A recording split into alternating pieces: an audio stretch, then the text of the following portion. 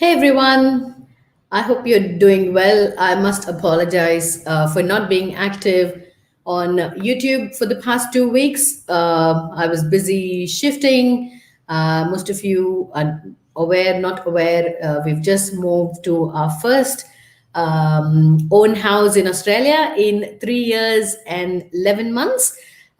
So there's a lot of videos I have planned for the forthcoming weeks on how to plan your finances to buy a property in Australia. What are the factors that are crucial to plan when you're moving and while you're here as well? So this is something I think every migrant needs to hear, needs to know, because for us, a home is an identity. So I think this is something that's very important, and many people will be benefited by such information, because I did all this by myself and learning every each and every steps, and every baby step counted towards this achievement. And I'm so thankful to God, because I've been like each one of you, an aspiring migrant, wanted to move. After we moved, we had our own bit of struggles until we found that sweet spot where we could land ourselves in terms of career, in terms of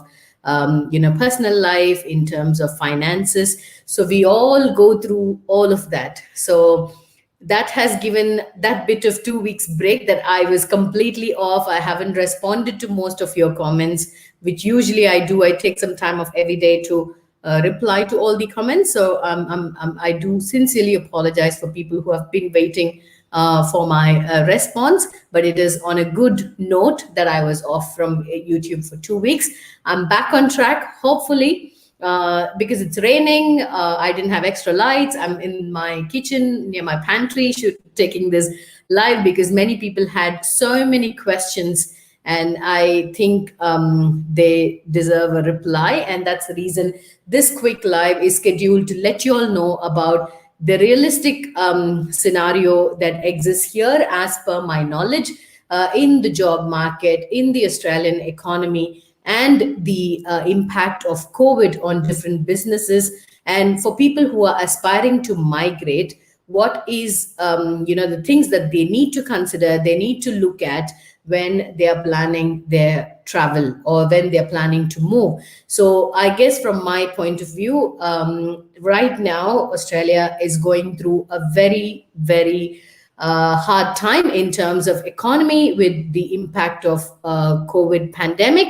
So it'll take some time to recover. The government has a 5-year recovery roadmap. So you can imagine the impact of the pandemic on the economy. It's going to take some time for them to really recover and come back. And with the political tension between some countries in Australia, I guess it's becoming more and more challenging for the recovery, and it's taking its own time. And that's the reason they have not released the skilled occupation list, or the capping, or the budget to different states, because of the uncertainty in the economy. And the government is planning its own finances. They are planning their own expenses for this financial year in a crucial manner. So I've told you in different videos the amount of benefits the government is providing for its citizens and permanent residents who have been affected by the COVID pandemic. So people who have lost jobs, they get job seeker payments. The businesses who are struggling to keep people employed, the government is supporting them by offering them job keeper payments. And to support and strengthen the construction and other industries, they came up with the job maker program. So most of the revenue, or the income sources for the government, is through international travel, tourism, and international students. And because of the travel ban, you all know these are the sectors that's been completely affected, completely shattered, and because of which the economic recovery is going to take a while longer.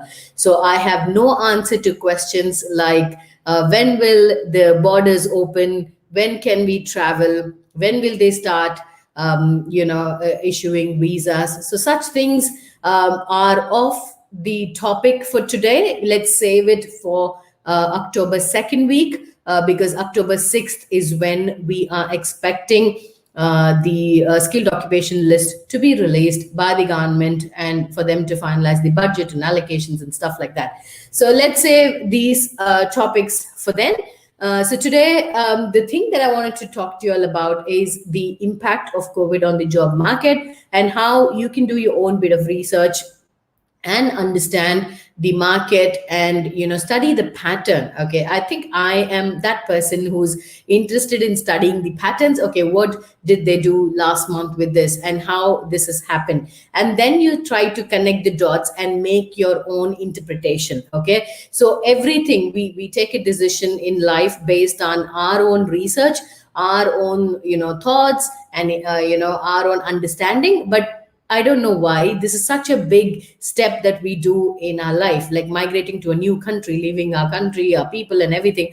But we just go blindly to some consultant, pay money, and you don't even know what process is happening, and you just wait for some miracle to happen. Please, you can go through a consultant. I'm not against it. My point is, you have to have that basic information on how things operate, what are the steps that are involved, and what is expected of you. So these are the things that you have to know, you have to understand, because this is not a one size fits all strategy. Okay, so it is really imperative you understand every step and your contribution in each of these steps. So coming to understanding the impacts and economy. So now that things are back to normal, business as usual in most states and businesses except Victoria, which has been heavily impacted with the second wave of infection. It's pretty much businesses are trying to understand how much it's been affected. They're thinking whether they can still survive with this particular financial commitment for this year with these set of staffs. Okay, so either they're not going to recruit more or they're going to lay off staffs. So, and there are recruitments still happening in crucial sectors, but it was bare minimum and it is like more essential. So they definitely need it. It's very crucial for the business initiatives. So it all depends on, every business has their own strategic initiatives. So it's based on that the recruitment happens. So you have to understand this particular process when you're applying for visas, because 491 is something that's very common. Most people look forward to, and 491 comes with travel freedom. Except Brisbane, Sydney, and Melbourne, you're free to move anywhere. So it becomes more, when you have more choices, that's when life gets very difficult, right? So you are left with the entire huge country of Australia, except 3 major cities, which means you're more confused as in what to go, where to go. And most of the times you are misguided with lots of negative information. You are misguided with, partial information, which is even worse. So such partial and negative information leads to more confusion and taking bad decisions. So don't let negative decisions, negative thoughts, and negative comments stop you from applying, stop you from doing something. If someone says they haven't got a job in Australia for the past 2 years, it's not the problem with the economy, it's a problem something with them or their resume or the way of job search or any possibility. So everyone's life is different here. After they move here, I might have found a job in 5 days. Someone would take 5 months. I took 3 years to get into the job in my sector, but someone might have just found their own field, their own core industry in 1 month. So everybody's life here is different. So take the positive out of each and every one. Do not be impacted by the negativity that people throw on you. Just repel it, put a shutter, close it, throw it outside. Okay. So that's the first thing that I want you all to know. And then speaking about the impacts, it's very, very important in you understanding the sectors that the government or the industry itself is going to hire. Okay. So when we understand this, I think it becomes more easy. So whatever happens, whatever pandemic or whatever disasters happen, still children go to school. Okay, so that is something that's like compulsory. It might be paused for a few days, but that industry will be there forever. That's one of the evergreen industries which is going to be there forever. And imagine the healthcare and the allied healthcare sectors. They are going to remain here forever. Okay, whatever happens, the hospitals remain open, the nursing homes remain open, the clinics remain open, the pharmacies are open. So these sectors always remain. Okay. And then when you talk about the other, in service industries like restaurants and stuff like that, they might shut down for a while, but still they are very, very important. Okay. So when you apply a bit of your own common sense, you would know the industries and the fields that will survive for a longer time or that will be there forever. So when you come here, like I did, I think that's my one of the first days video, like there's nothing called dream jobs. Okay, so everybody will ask, how do I get my dream job in Australia? Or how do I do an odd job in Australia? So I would not go with both of these terms. So odd job and dream jobs don't exist. Okay, so it is just a job that you get to pay your bills without any struggle. So once you have no struggle in paying your bills and for your basic livelihood, this amount of stress you have is very less and you can focus on getting to your core industry. Okay, so I'm not saying don't focus on core industry, go for supermarket jobs. So get me right. So have your intention that you have to reach your core job or your dream job, you call it, as your final destination. But in the travel, do not take stress and be adamant that you have to have only that kind of job. I will not do this job. I've seen people who have done that for 6 months, finally will lose all their savings and they'll be in utmost depression. Finally they'll go to the worst job than the job that they initially were inclined to do. Okay, so don't put yourself in that situation. The first thing, as a migrant, you have to understand we are not here to do social service or for any other purpose. We have come here for a better standard of living for us, for more income, because it's anything is multiplied by 50. That's the only thing that keeps us here apart, from our family. We are far away from our country, from our traditions, from our everything, is for the simple reason that it is anything multiplied by 50. Right now it's 53. Okay, so that is the only reason we are here. So once we understand that concept, I think it becomes more clear. Your why is more important. Why are you here? To make money. Okay, so if it's legal, if it's not affecting someone, if you're okay to do that job, just do that job. Have that open mindset. And that was the thing that I wanted to educate people with. And that was one of my first 3 videos that I'd shot, like how to get your dream job or the so-called odd jobs. How do you overcome that particular mindset block? So that is very important in understanding. And in the last live, we had discussed about the job templates, the resume templates. How do we modify the resume to Australian standards? What are the keywords that are very, very critical in identifying for a particular job role? So I have, showed you live of how to find out or pick up keywords. If your resume is going to run through a software, how does it get picked up? And all that was discussed in last live. If you had missed that, please go back and revisit. It's worth watching to understand the resume. How do you change it from an Indian standard to an Australian standard? And how do you understand the roles? What are they asking for? So these tiny weeny bits and pieces here and there I've addressed in that live, which is very, very important to understand, because all of us need a job when we come here. It will take some time for you to understand the market, understand the culture difference, understand the language. If you hear a core Australian accent, it's very, very strong. And initially you'll be like sharpening your ears to literally understand what they're saying. So I think it'll take some time for you all to understand everything. But now it's good that we've got this time to, literally pause and understand the whole system while we do this whole process. So nothing has paused. People have just paused up, processing the offshore applicants, because even if they're going to grant visa, nobody can travel. So they are focusing more on the onshore applications at the moment, just to save time, because, even though they're going to issue visas, they can't come in. And then there's a problem with the last date that you can come in, like the eligibility of the visa and stuff like that, it'll be impacted. So to avoid all that confusion, the visa processing is being paused for now, but hopefully they will resume. So that's another thing that I wanted to tell you all. And moving on to the possibility of migrating, because I know all of you are desperate with the current situation back in India, with all these issues with the pandemic and economy. You just want to run and go somewhere. So many people, they've shared their frustrations to me on different platforms. I completely understand, but we need to understand that the government takes its own time to let people in because of the they're just afraid not to get more cases. They're trying to control the cases in Victoria. So that's the simple reason they are, literally slowing down in taking things.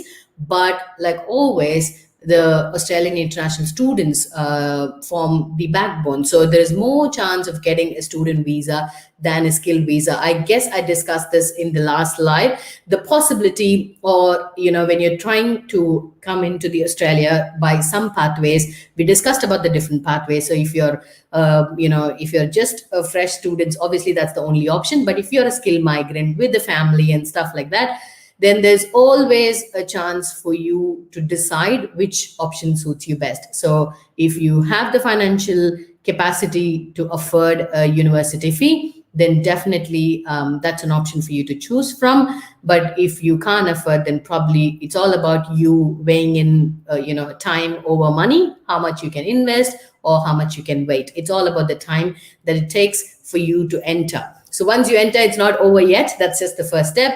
And then you finally, get your way through to the permanent residency pathway. And that gives you more security to live here permanently with your family, with all the other benefits that the government provides. So this is the latest update that I wanted to give in today's live about the job market, realistic scenario. There's a lot of layoffs. There's a lot of companies that has you literally frozen any kind of recruitment.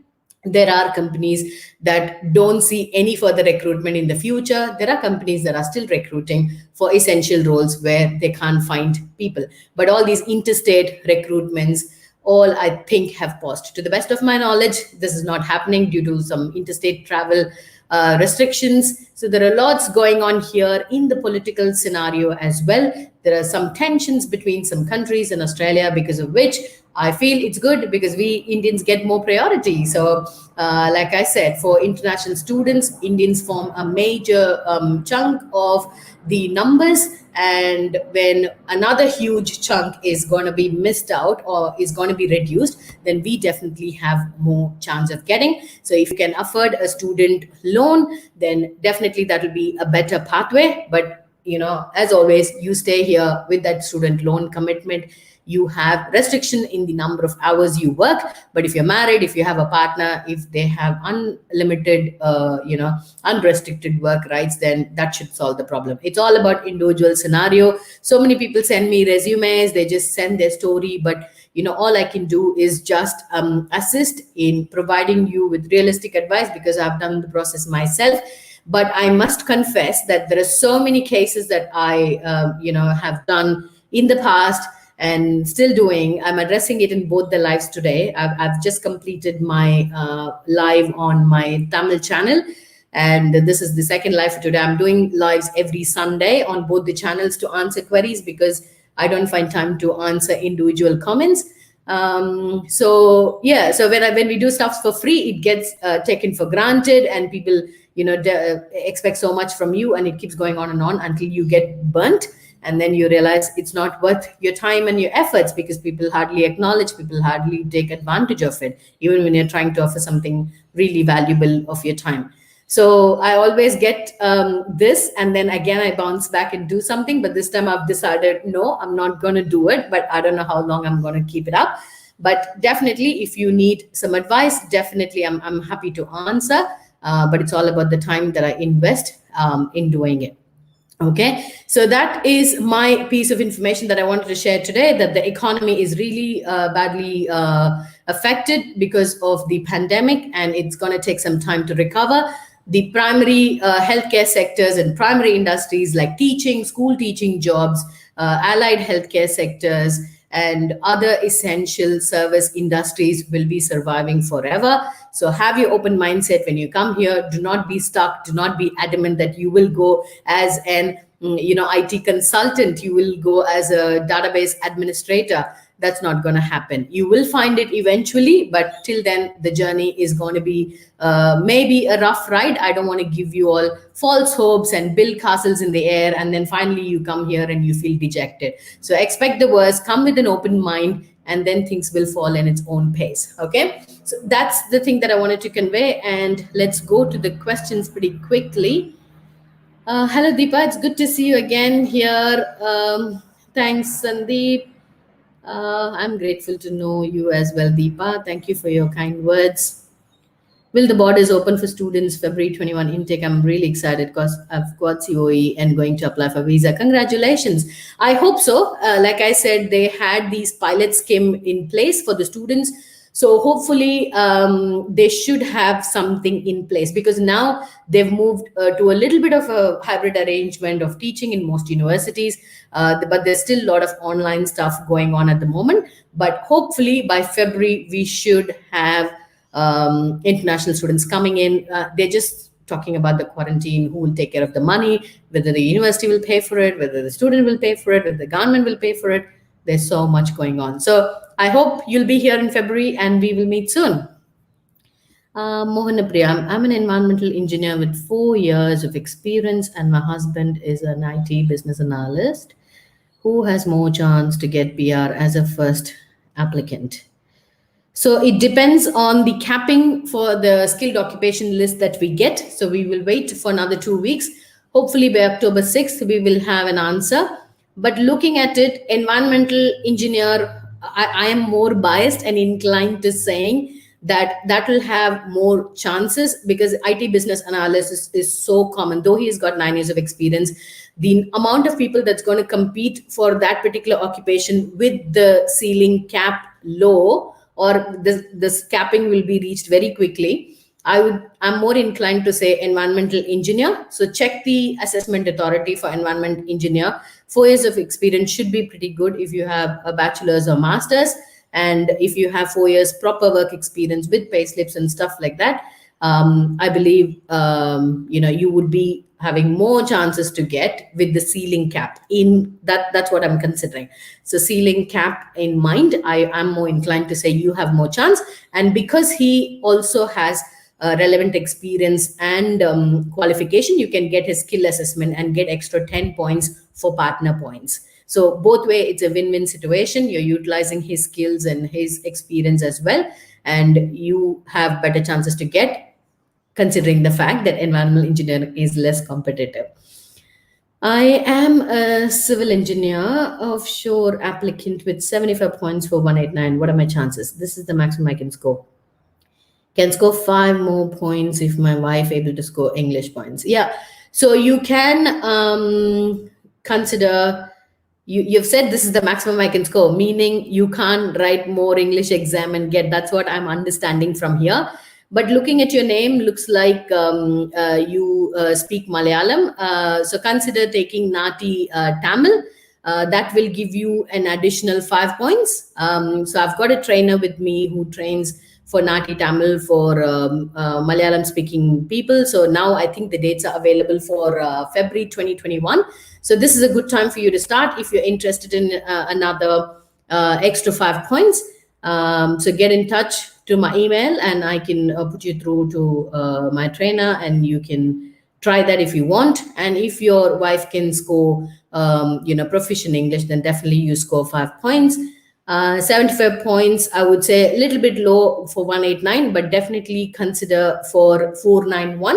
I would say that will be more of a chance. I've discussed this in all the live. I've told it in most videos why I am more, I'm more inclined towards 491. What are the advantages and why do I feel that's good?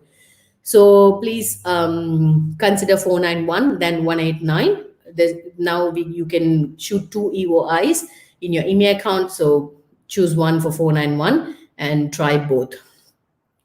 Hello. Okay. Mujib, hi, I'm electrical technician, TRA, offshore applicant with 85 points with my wife points too. What are my chances? This is the maximum score of mine. Everybody is saying this is the maximum score of mine, which means they're like, I'm not going to write IELTS again. I'm not going to be younger any day soon. I think that's what I'm trying to understand. 85 sounds okay to me, but again, we have to wait. But like I said, TRA, anything trade related occupations, better chances. Electrical technician, you will be karodpati, no time here. Okay, you come and change a bulb, you get $200. So that is a good occupation to make money. Any kind of trade related jobs are in high demand. You get highly paid. You get you can do your own business with your ABN. So there are a lot of things that you can do when you know your own trade. Yeah, you'll save a lot of money in your own house.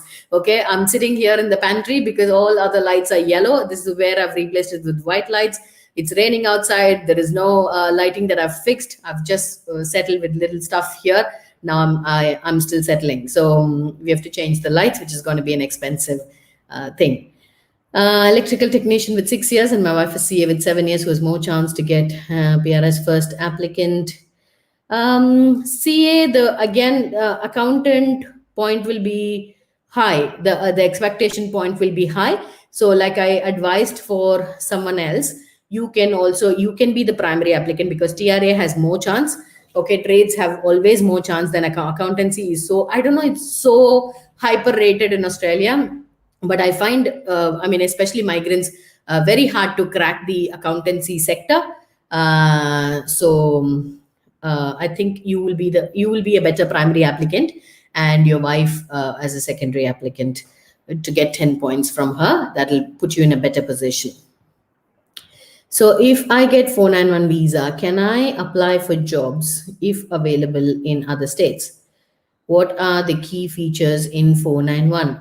Okay, I've done separate videos, I've done other lives for 491. I would advise to watch that, Karthik. So basically the advantage, 491 replaced 489. So I came on a 489, sponsored by Northern Territory. So I had to stay there for 2 years and then kind of fulfill all the other conditions until I get my PR. 491, they give you the freedom to live anywhere in Australia, irrespective of whichever state sponsors, other than Melbourne, Sydney, and Brisbane. The point is, they wanted to populate the regional areas. People were going and getting crowded in Melbourne, Sydney, and Brisbane. So they wanted to move the crowd to other regional areas. So they've created this whole thing. They give you Medicare, which is free. I didn't have it. So Medicare is like you get free medical, support. You can go to doctors for free of cost. You can do some things which are free, and children get free education on 491. The only thing you will not get is the childcare benefit. If you have a little child who's not school going age, like 4 or 5 year old, that's when you have to pay for childcare, which is very expensive. I paid like $120 a day for like 3 months, I think. So it's hard. That is one thing that you will not get. And also, what else you will not get? The government benefits, like, all these job keeper and job seeker payments that they give for PRs and citizens. You will not get such government benefits. Other than that, it's the same privilege that you get as a PR holder. It's just these things which you might be affected, if you're affected. If you lose a job because of COVID, others will get job keeper, job seeker. You will not be eligible. So that's the, little bits that you will lose until you get your PR. Otherwise, it is like a probation. Okay, I would call it a probation period until you get your permanent residency. Okay, so if you cross that probation period successfully, then there is no issues. Next is, how was the effort and exam for NAATI Tamil? So it's an interesting exam. Okay, I went through the assessment and I found it like you underestimate. Okay, you think it's just your regional language, it's your mother tongue, it's your native language. You can talk, you can it's just a translation stuff. Okay, so whatever is being asked in English, then you have to literally translate in Tamil, or if you're taking Telugu, then it's Telugu or whatever. But the problem is there are some words which, when even now when we talk in everyday communication, we have stopped talking real technical words. So we don't use such words in Tamil. Like, for example, there was a dialogue like, I have submitted application to the Department of Immigration. How would you say this in Tamil? Okay, so it is very underestimated, but there are real strategies you have to use, exam tips and tricks. which will help you to get that 5 marks because of NAATI. It's only translation. It's only a 20-minute exam. So people say, I can do it because it's my mother tongue. But these words in health and medical sectors and stuff like that, it's very, very different. It's very challenging. You'll be like, how am I supposed to say this in Tamil? If they're talking about some specific exam, specific, terminology, then it gets really, really challenging. So the effort is you understanding the different words, the vocabulary, the translating. That's a real challenge. So it's worth going to a professional and getting trained. So if you need help, please reach out, and I'll get you connected to my trainer. Now, why people are saying more negativity points only on 190 and 491 visa? They're all in Australia only. I have no idea. I just had this discussion in my Tamil channel as well before half an hour, that people who are here, they might say in a good sense that they don't want you to be affected as much as they got affected, or they might think they are responsible for any comment that they give. For example, if I'm telling you now, if you're my relative and I'm telling you, oh, come to Australia, it's easy, you can get a job, blah blah blah, when you come here, you don't get a job, then you will then you'll ask them, right? Oh, you told me that you can get a job easily, then I didn't get a job. So I think they're scared like that. I don't know, because I don't ask people, I don't take their advice, so I don't know. But okay, they are all on 189 visa, so they think it's more privileged to be on 189. But I have explained this in so many different videos. 189, the government is obliged to give you all the benefits that the PR gets. So which one would the government choose? Getting taxes for 3 to 5 years from you and not giving you much benefits, or getting tax and paying you the benefits? Obviously, they'll go for the first option, right? So it's as simple. They've really put in so much of effort and introduced a new visa called 491. Obviously, they'll promote that visa. The reason they came up with that is to populate the regional areas, gave you Medicare. Okay, they have relaxed so many conditions that was not there on 489 for the simple reason they want to promote 491. Now, when they have that promotion going on, they will not obviously promote, or they'll not really support the other classes of visas as much as they support the new visas, if that makes sense. Okay, I've tried my best to explain this in every possible video, every possible live, but I know everybody comes with different questions for the simple reason they speak to their relatives, they speak to their friends, and then they say so much negative. Everybody whom I speak has said, people say so much negative. People say so much negative. I like I said, people told me that Darwin is like Bihar. Why will you go to Darwin? Oh my God, it's such a, your fate. You're landing in Darwin. They eat human meats. I've heard my brother's friend said that to him. Oh, Darwin, they eat human meat. I'm like, seriously? And there was not much videos at that time. When I googled YouTube, I found only few videos of people shooting the indigenous people, and it was not a good thing. I came with so much of insecurity. I came with so much of I was so scared. But it's not at all bad. Okay, it is not at all bad. But it's just that I didn't get job in my field, my career, and because of the climate, it didn't suit me. I had skin rashes and stuff like that. So it's for my personal decision that I moved out of Darwin. But it is not that bad. Whatever people told about Darwin was not true. So that is why I keep telling you all in every video, do not, if they're saying something positive, take it. If they're saying something negative, please ignore. Everybody's case is different, and your case might not be as good, or maybe they're thinking you might be better than them. Just think like that. I will take it that way. They're just jealous. They just don't want you to come. They want you to sit there and earn in rupees and still struggle, and whatever it is. I don't know about your friends, I don't know about your family, but this is how I will interpret from my friends and family, and I will not take it. I will repel it completely. We can go for Tamil to Hindi or Kannada to Tamil in NAATI exam. I didn't understand your question, but in South Indian languages, only NAATI Tamil was there. Recently, they've introduced Telugu as well. So most of the South Indian speaking language people chose, Tamil. Now, because Telugu is introduced, Kannada might be more closer to Telugu. That's my understanding. Malayalam and Tamil are kind of similar, and Kannada and Telugu are pretty similar. So you can just do a mock test. You can just look at videos online and see if it suits you, if you can do it, and then decide it. But it's a 5 points. This option was not available for people before this COVID, okay, because you had to go to physical exam centers in Australia and take up this exam. But right now, because of COVID, all the exams are conducted online, because of which you can take advantage of it. And that's why I'm telling people, take advantage of it, take it, because it's 5 additional points without much efforts. So if you put in that sincere effort, learn the vocabularies and have proper grammar and stuff like that, it's easy to score 5 points. Your mindset, mind block in writing a PT exam and IELTS would be much less, because it's your regional language. It's a simple mind trick. You just cheat your mind thinking, oh, it's just Tamil, it's just Telugu, I can do that. So that will make you definitely do it. When you listen to IELTS, oh my God, IELTS, OPT, don't tell me. People tell me, no, Priya, don't tell me. I can't write IELTS again. I can't score anymore. This is all I can get. So it's just your mindset, okay? So I am planning for a series of PT Tamil training videos and also personal training, if time allows, if that is in bracket, bold, underlined.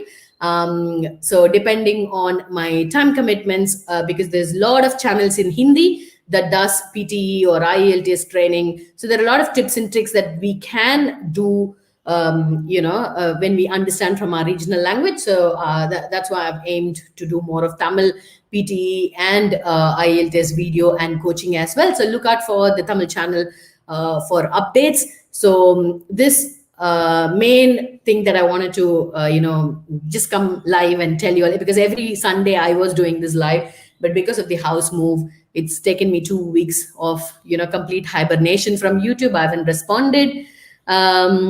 So hello Hema, nice to see you after so long. Does COVID-19 affect the time frame for visa processing? Yes, I would say yes, because right now they're processing on onshore applications. So the timeline for onshore PR applications were 24 to 26 months. Right now people are getting in 3 months, 1 month.